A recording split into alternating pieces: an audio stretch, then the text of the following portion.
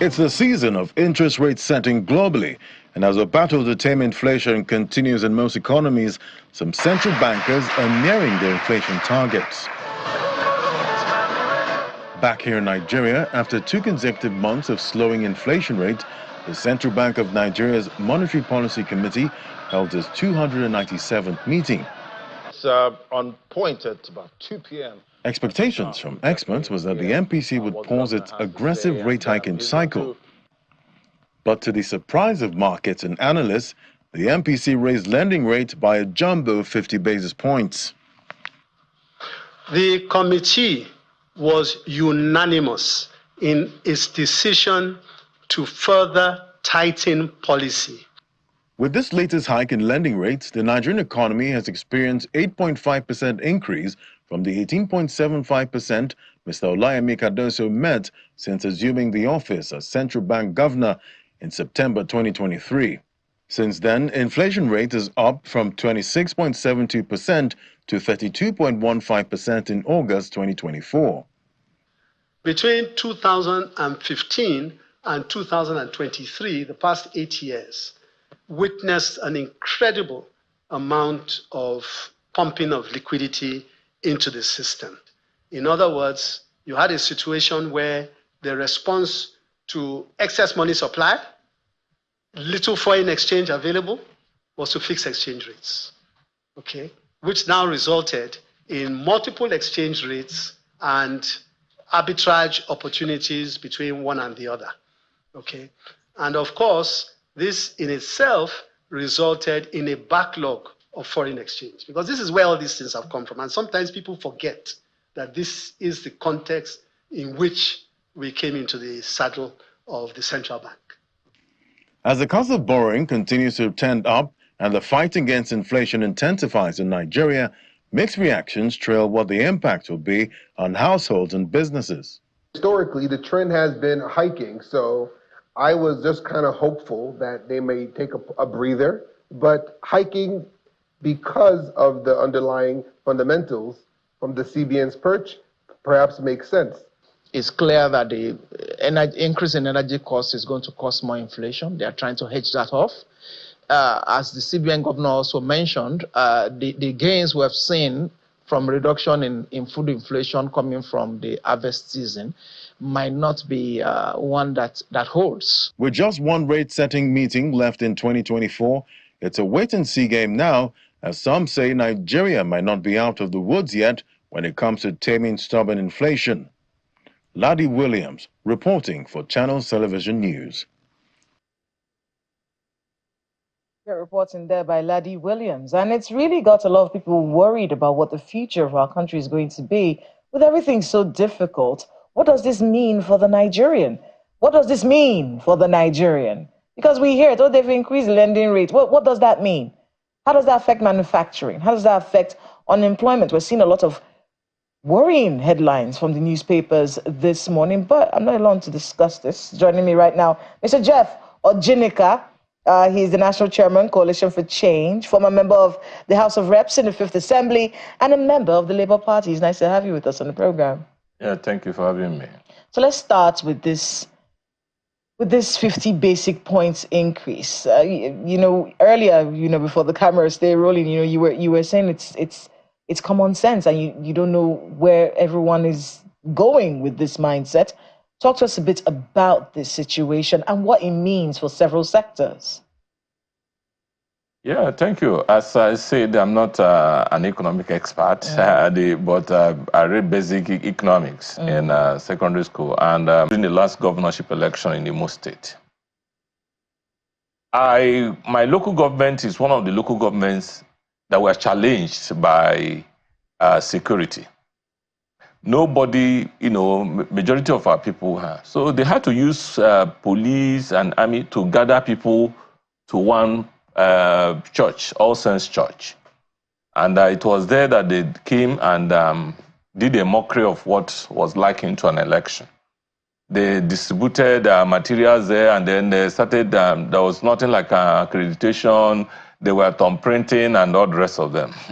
One young man walked up to me and said, Jeff, where we rig, we will continue to rig. There is nothing that you people can do. You understand? We rig, we keep rigging. There is nothing that you people can do. We're in charge of the police, we're in charge of the army, we're in charge of the courts. There is nothing that you people can do. He said this here. To my face. What did you do? So, that is the audacity. So what did you do when he said that to you? What will you do to him?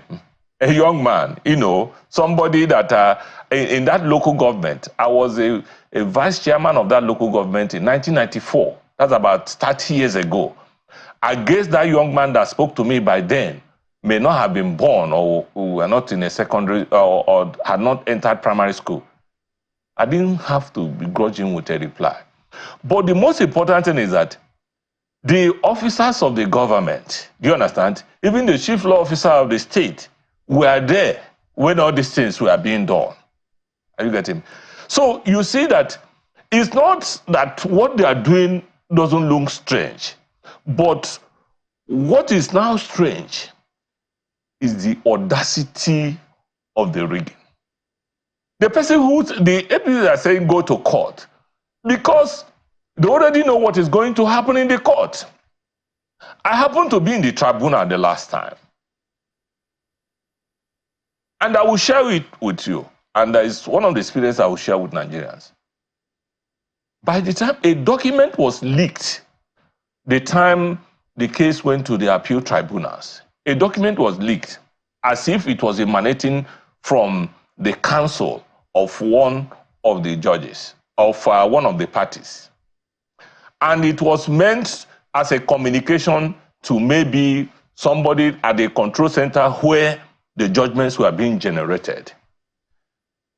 And it so happened that the whole information that was leaked in terms of, they will say case number this, dismiss, this one, discharge, this one, and all the judgments that came out at the end of time, reflected that same directive that was given or the document that was leaked. So the most important thing is now is that it is the audaciousness, the audacity. In those days, you see how armed robbers usually, when we were very small, armed robbers, when they want to come to a house, they will come, they make a hole through the wall, they will bring in a calabash like 3-4 times and know whether the owner of the house is awake. If you hit the calabash, they will run away.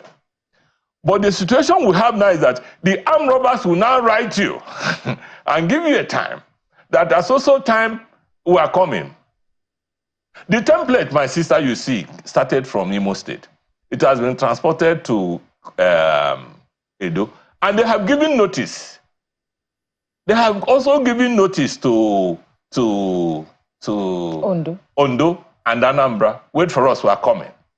The same template. People will go to the various booths to go and cast election. It doesn't matter. That thing they're doing there, it doesn't matter. Because who appoints the electoral, the ad hoc workers that go to generate these results? It is they are members of a political party.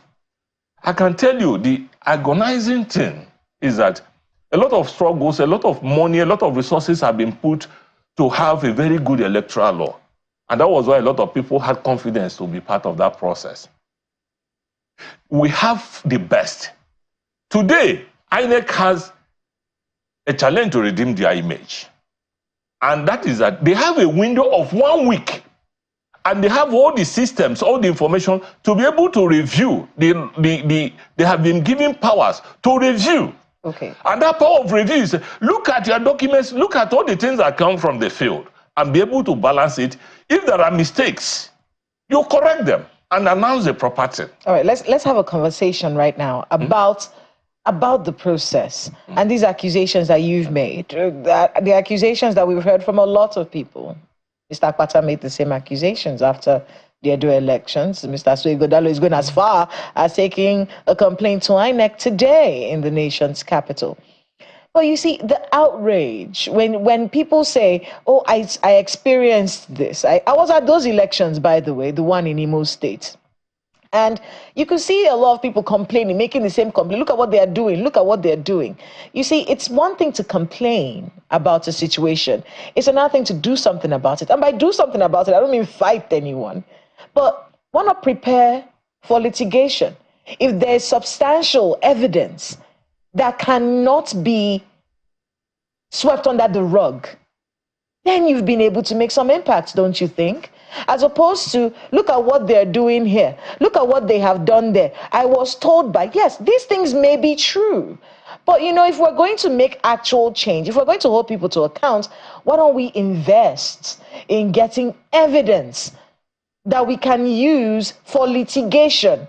You know, because what happens really, especially, and it may not be right, but what many ruling parties do is they say it's hearsay. What's he talking about? They might even sue you. They might even sue you for libel. He can't substantiate what he's saying. What do you make of that? Moving from the outrage to planning action. I can tell you that I'll share my experience with you in the last election. I did one of the most diligent prosecution because we had a situation where I clearly won the election in Osu, Oru East, and Olu Federal Constituency. But results were generated from Oru East. Fake results, without beavers. At the end of time, we were able to tabulate the House member. I can say it anywhere because there are facts before the court. The person representing Olu, Osu, and Oru East Federal Constituency today secured only 171 valid votes, and we were able to prove it in court. And the way we proved it, in the court, we were able to produce beavers. We produced beavers. We brought the whole beavers to court. We brought INEC officials to speak on the beavers. We also brought beavers reports, the one from INEC, certified. We got them to also speak to it. We brought voters register from Oru East, about 58,000 pages document, certified. We brought witnesses to testify at all the points where we felt that they were harmed. There was really nothing. At the end of time, the tribunal relied on the Old Evidence Act. Old Evidence Act that has almost been overtaken by the new Electoral Act. As a reliance that the thing was not proved beyond nonsense. Justice. In a matter. What was that statement? It wasn't proved beyond reasonable doubt? That we were supposed to produce the whole thing for the whole polling unit. Okay. I said that these are points. When you know that a documentary evidence is shown that in a particular polling unit that zero accreditation, you have 400 votes. Do you need to bring, who will you bring to come and when there's a documentary evidence to prove that zero accreditation, 400 votes? The new Electoral Act has said, in such a situation where there's a documentary evidence, you don't need to produce anybody to come and test. And also, even if you bring somebody and put the person on hold, it cannot counter. It cannot counter documentary evidence by oral evidence. But the court wanted something else. But the court wanted something else. Okay. What the court wanted, was it something you couldn't get? Let me shock you. Okay. Let me shock you. The greatest shock wasn't even at the tribunal level, because all facts were before them. We produced everything. I got my judgment 3 months after, because the Gumel committee came and announced, for every other person's case, they will say, you didn't produce Beaver's report, they will use it to you didn't produce a voters register, they will use it to dismiss. You didn't produce a Beaver's machine itself, they will use it to. In my own case, there was nothing to say. They came and announced, petition number this, dismissed, we'll give our reasons later. It was after about 3 months that my lawyer called me to say that they have notified them that the judgment is ready for collection. So you will see that the people making this assertion, and my case was one of the cases, I will tell you, in that this thing that was released, when you go there, you see this one dismissed. The people saying go to court, they already have, because they are already sure of what the judgment will be before going to court. They are already sure of what the judgment will be. Because when you go, they will not look at the facts. They will not go and look at trivialities. Were you able to do this? Were you able to? And what they will do now is that they will make it impossible for you, because they know you need voters register. They will make it impossible for you to get the voters register. All the INEC officials in Edo State now will all disappear. All of them by now will be locked up somewhere, and they are doctoring all the documents to match whatever results they were able to generate. But that's the thing, you can't prove this. I'm telling you that this is what happens. Yes, but it has to be proven. That's the point. So the point is and then hold on, Mr. Jeff. All these documents that you need, they will make it practically impossible for me to get the voters register that was used for that general election in Imo State. It had to be from the headquarters, because they were on instruction. I was asked to pay 6 million officially for me to get it in Imo. I was ready to pay. They refused to release the document. I had to now use to get it from the INEC headquarters to be able to, and we were just very few that were able to get that voters register, because they know that if you don't get it, they will use it to knock off your distance. So the major thing is that the two greatest threats, and I have to, we are saying it, and it looks like a joke. People are toiling with this, our hard-earned democracy. They are toiling with it. And the two major agencies that are toiling with this, our democracy, I can tell you today, is the Independent National Electoral Commission. And secondly, the judiciary. The judiciary is toiling with this democracy. And at the end of time, everybody will live to regret it. Because this kind of, there have been elections in the past. There have been rigging in previous elections. But those riggings were done with some level of maybe armed robbers coming. When they see the owner of the house, they will hide. But this one, the kind of audacity with which it is being done, it spells doom that I can tell you it will consume everybody. It will consume everybody, including the people who feel that they are benefiting from it today. And those are judicial officers and the INEC officers who are involved in this audacious rigging that will consume this country. Let me tell you, the economy is bad. All hands should have been on deck.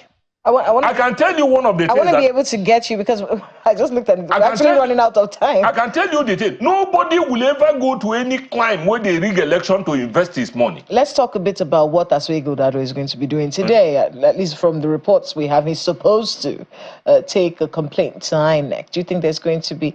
I mean, you've basically, reeled out your distrust for INEC. We went through the same process. Yes. So, is there going to be? Do you think that this complaint he's going to take to INEC today, hopefully he does that? Do you think it's going to yield any results? Is there going to be any change? And then when it comes to our electoral processes, do you think there's anything that's going to be done to make it even better?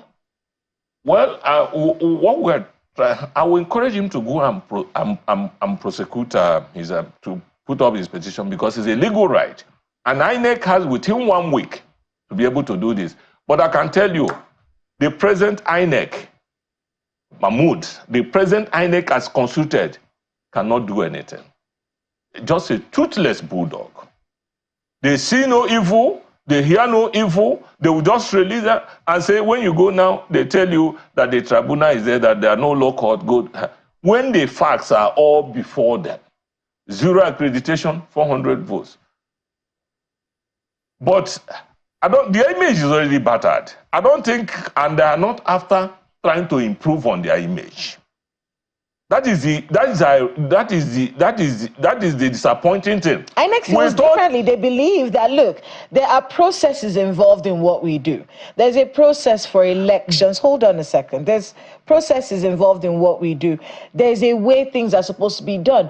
You're just not following the actual process. You may be very passionate about how you feel, about what you want, but you're not following the actual processes. Same thing with the courts. Many judges and lawyers will tell you the same thing. Look, you may be very passionate. You may feel like you've been wronged, but the truth is you're in a court of law. You're not in a place where, we can just discuss how bad you feel and everyone sympathizes. No, you have to be able to prove it. And if it does feel like they keep shifting the goalpost, there's something you can do about that. You have no faith in it. He's laughing. You have no faith in this entire process at all.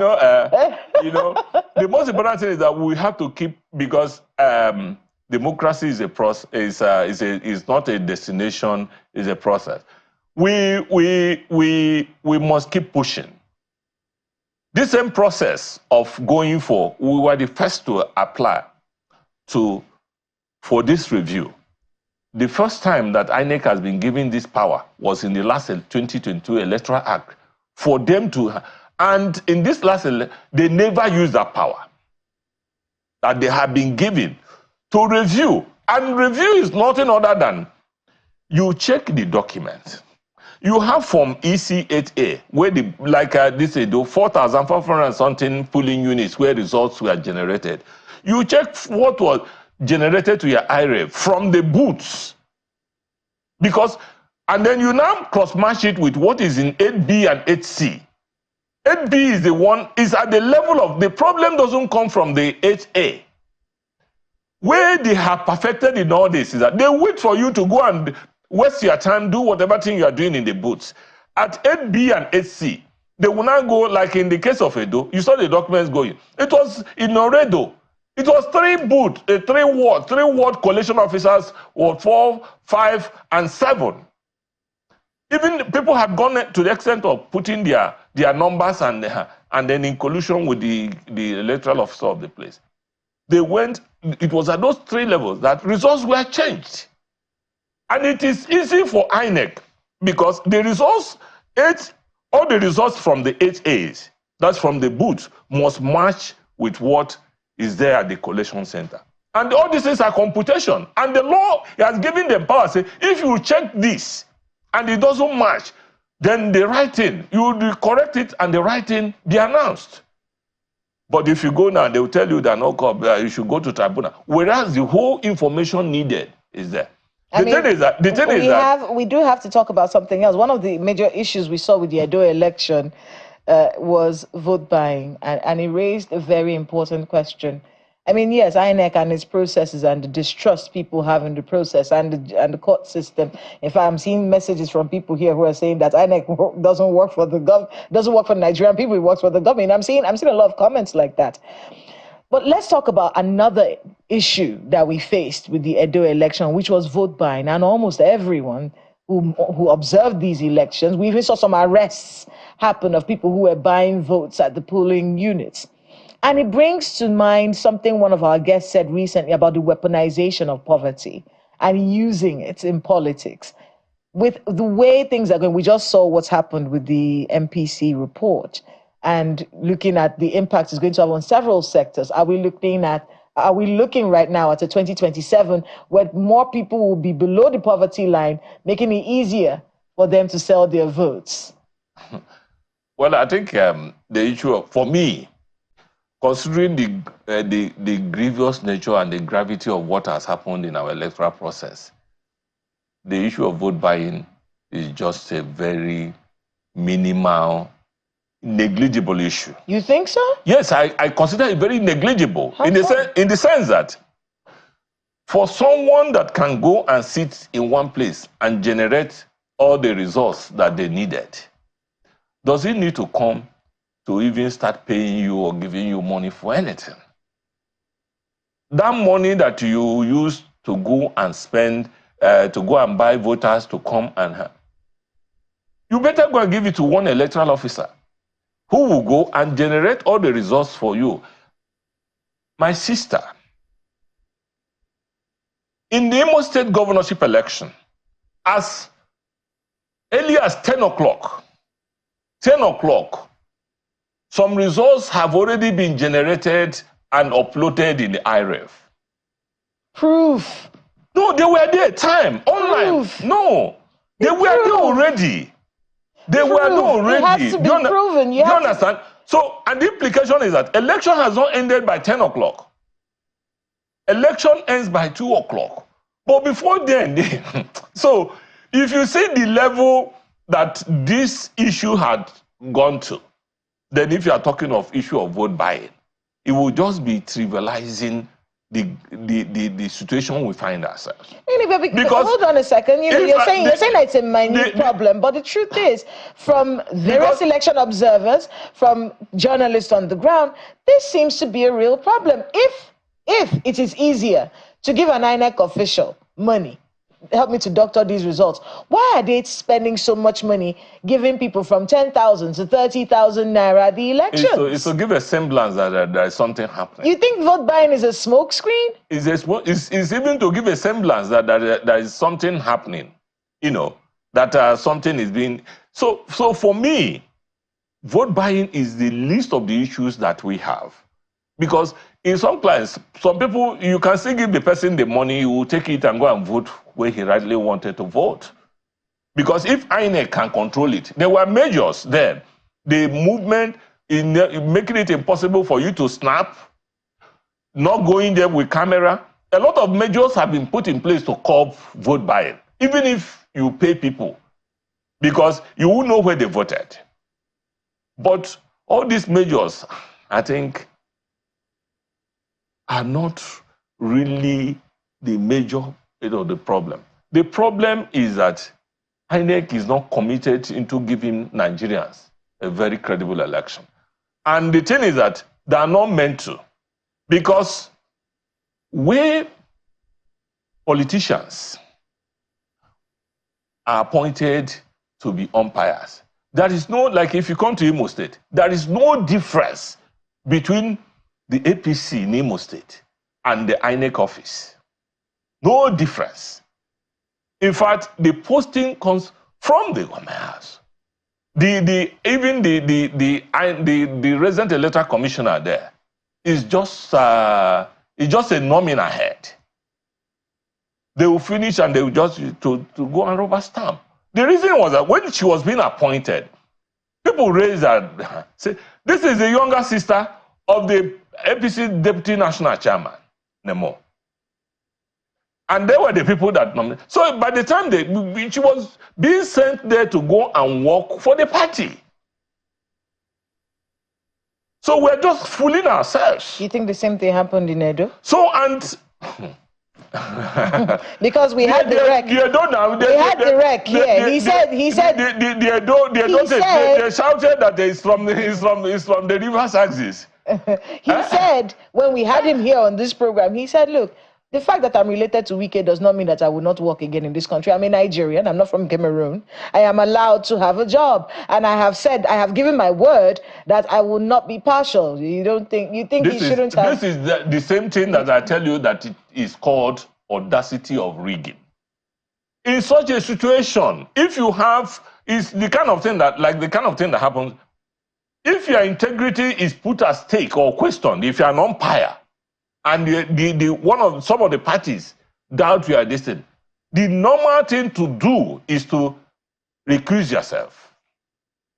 How many things will you recuse yourself? No, for him. So in his case, is he to be punished because he's Wike's cousin? It is not punishment. That you were asked not to preside over this election is not a punishment, my sister. When somebody says, I must do this work, then there is something there. Because ordinarily, if they say, you are a referee, and some of the parties say, we don't trust you. Do you understand? To be very, in this election. What do you do? Please, get another person, let me step aside. Because there's a conflict of interest. But for someone to come and insist that I must do it, it shows that these people, there's no way they have not done a mockery. The INEC has not done a mockery of this, our electoral process. We do have to go now, and I'm sure this is a conversation that we'll have again, but I want to thank you so much, Mr. Jeff Ojinika, for being with us on the program. Business Morning is coming up shortly. Thank you so much, National Chairman, Coalition for Change. Thank you so much for being with us here in the studio this morning. Thank you. Business Morning is up next on Sunrise Daily. We'll be back afterwards. Stay with us.